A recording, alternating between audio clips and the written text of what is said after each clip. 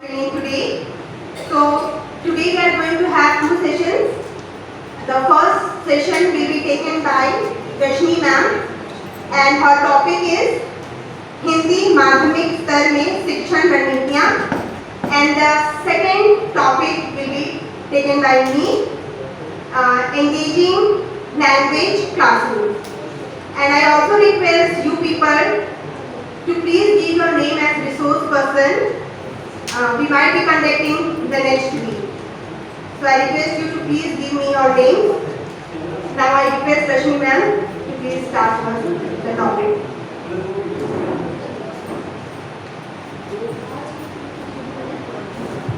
आदरणीय प्रधान और यहाँ उपस्थित शिक्षकगण सुवक्तागण, सर्वप्रथम मैं सुषमा मैम को तहे दिल से धन्यवाद देती हूँ क्योंकि मुझे इस मंच पर अपना ज्ञान साधन व्यक्ति अर्थात रिसोर्स पर्सन के रूप में ज्ञान बांटने का अवसर मिला। आप लोगों का ज़्यादा समय ना लेते हुए कुछ मैं प्रस्तुत करना चाहती हूँ जिसका विषय है हिंदी माध्यमिक स्तर पर शिक्षण रणनीतियाँ। ये जो है ये हम लोग सभी क्लास में करते ही हैं, लेकिन भी हम लोग को प्रशिक्षण दिया जा रहा है ताकि हम लोग इसको और ज़्यादा सुधार कर सकें। तो सबसे पहले इसका उद्देश्य हम लोग जानेंगे कि शिक्षण रणनीति का उद्देश्य क्या है। तो उद्देश्य है कि छात्रों को इस योग्य बनाना कि वे काव्य कला एवं अभिनय कला का आनंद लें और साथ ही अपने मानसिक सुख सुखात्मक भावनाओं के प्रति संतुष्टि प्राप्त कर एवं उनकी शुद्धता गति का निरंतर विकास करते हुए वाचन में निरंतर उनका विकास हो। बोलने वो अधिकतर नहीं पर अगर उनको अचानक कुछ पूछिएगा तो बोल नहीं पाते हैं। इसके लिए हम लोग क्लास में रीडिंग भी कराते हैं, बच्चों को वाचन भी कराते हैं कि आप बोल सकोगे, और इसलिए यहाँ पर उसको बताया जा रहा है कि हम लोग को अभ्यास कराते रहना चाहिए। तो अभी कुछ युक्तियों के बारे में देखेंगे। पहला है विद्यार्थियों पर निगरानी रखना। हम लोगों को विद्यार्थियों पर नजर रखनी चाहिए कि वो क्या कर रहा है। बस क्लास जाकर अपना सिलेबस कंप्लीट कराने के पीछे नहीं रहना है। हम लोग करने जाते हैं, सब कोई आप लोग भी करते हैं, हम लोग भी करते हैं कि जाने के बाद देखते हैं कौन बच्चा क्या कर रहा है। हो सकता है पढ़ाते पढ़ाते बीच में ही हमारी नज़र पड़ जाती है, तो अगर वो कुछ उस सब्जेक्ट के लिए या कुछ और सब्जेक्ट के लिए वो बोल रहा है, सामने से अगर हम लोग के सामने बोल रहा है कि ये मुझे मन नहीं है ये पढ़ने का, कुछ मैं नया कर रहा हूँ, जिसको हम लोग देख के जैसे कि क्लास 10 में प्रतिनिधि है, वो हमेशा कविता लिखती है खुद से, इंग्लिश में भी हिंदी में भी, और खुद आकर हम लोग को सुनाती है। तो ये हम लोग को नहीं करना, इग्नोर नहीं करना है कि तुम क्या कर रहे हो, अभी पढ़ना है, अभी ये करो वो करो, ये नहीं। अगर वो अच्छा काम कर रहा है उसको प्रोत्साहित करना है, और अगर वो कुछ गलत कर रहा है, गलत नहीं होते हैं क्लास में, तो हम लोग उसको इग्नोर नहीं करना है कि वो अपना समझेगा, नहीं, वो अपना नहीं समझेगा। एक अच्छे मार्गदर्शक के रूप में हम लोगों को उसको सही रास्ता बताना है। दूसरा है समय समय पर शिक्षण का मूल्यांकन करना।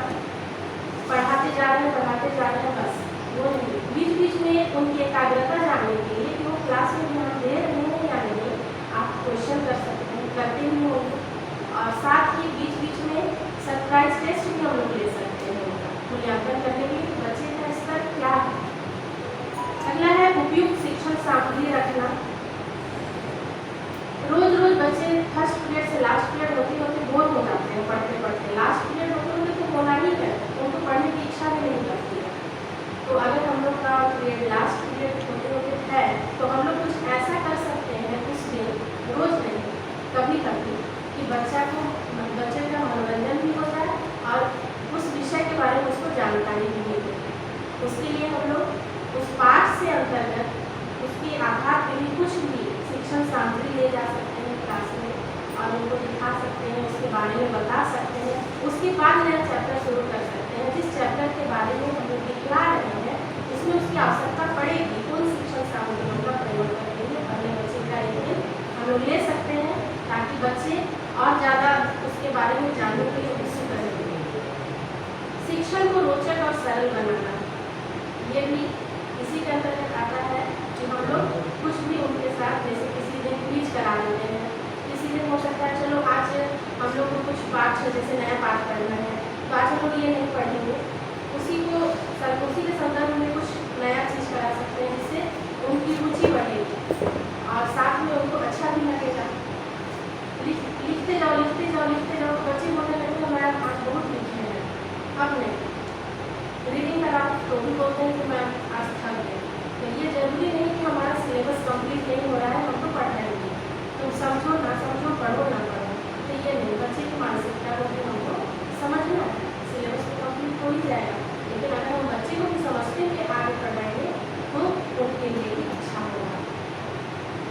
और कुछ हम लोग शिक्षाप्रद बात भी बता सकते हैं, प्रेरणादायक कहानियाँ उनके सामने रख सकते हैं। या हो सकता है चलो आज हम लोग क्विज करते हैं, चलो आज हम लोग कुछ नया करते हैं, तो बच्चे को भी अच्छा लगेगा कि हम लोग आज कुछ किए। नहीं तो देखिएगा अधिकतर बच्चे सोने लगते हैं, उनको पूछिएगा कि क्या हुआ तो कोई बोलेगा सिर दर्द, कोई बोलेगा पैर दर्द, झूठ मूठ का ही सो जाता है। तो उन लोगों को जगाने के लिए कुछ नया चीज़ हम लोगों को करना है। बहुत सारी ऐसी चीज़ है जो हम लोग कर सकते हैं और कर भी रहे हैं। तो आप लोगों का ज़्यादा समय नहीं मिलेगी, बहुत कुछ था, लेकिन आज के लिए इतना ही। क्या है जब बच्चा सोएगा उसको, वो नया चीज क्या हो सकता है जब बच्चा सो रहा है तो उसको जगाने के लिए पहले से उनकी मानसिकता को जाननी पड़ेगी कि आखिर बच्चा सो क्यों रहा है। मानसिकता तो बच्चों का, कुछ बच्चे हैं जिनका मानसिकता तो आदमी समझने में पूरा दिन लग जाएगा, पूरा ये भी नहीं पता चलता है। Teachers are requested that if they can share their views or anything, they can come. आइए सर, आइए कुछ बताइए। ऐसा नहीं है कि बस कोई भी टीचर आके बता सकता है। रश्मि मैम प्लीज आप अपना थोड़ा सा क्वेश्चन रिपीट कर दीजिए और क्या था प्रोफेसर आएंगे। जो हिस्ट्री का टॉपिक से हटके है उसके बारे में डिस्कस कर सकते हैं। ठीक है, कुछ अलग एक्टिविटी है, मोनालिसा पेंटिंग, उसके बारे में कैसे है, क्या है, उनका आईब्रो है, तो हंसती है तो सीरियस हो जाती है, इसके बारे में हम डिटेल डिस्कस कर सकते हैं। बच्चे बहुत शौक से, मैंने बताया भी है, बहुत शौक से सुनते हैं और क्वेश्चन भी करते हैं। हमको लगता है कि बहुत वो रिगार्ड भी कर रहे हैं इससे रिलेटेड काम को करने के लिए। तो ऐसे ऐसे टॉपिक बहुत सारे, इससे बच्चे को हम इंगेज कर सकते हैं और वो सुनते भी हैं। और हमको लगता है कि जिस भी टॉपिक पे हम डिस्कस करते हैं बच्चे बहुत हैप्पी फील करते हैं और जब से हम बोलते हैं कि मैडम और कुछ नया बताइएगा जो कि हम लोग को सुनने में अच्छा लगे और नॉलेज हो। Thank you. और कुछ हम लोग करना चाहते हैं, मेरे विचार से कैसा हम कर सकते हैं।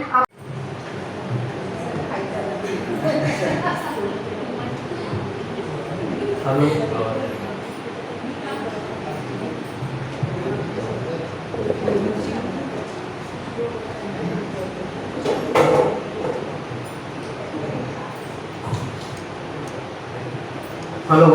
यस, देखिए हर स्कूल का एक अपना कल्चर होता है। हमको ये देखना पड़ेगा कि क्लासरूम का कल्चर कैसा है, क्लासरूम का सिचुएशन कैसा है, कैसे बच्चे हैं।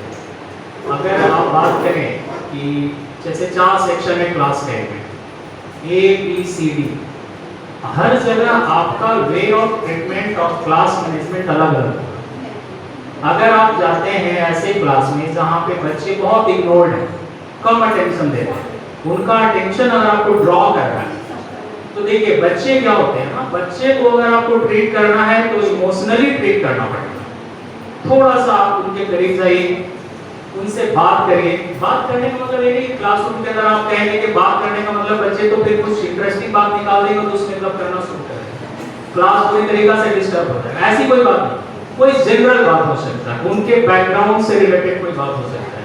ठीक है, तो पहले उनसे बात करें, उनके अटेंशन को अपनी तरफ लाइए।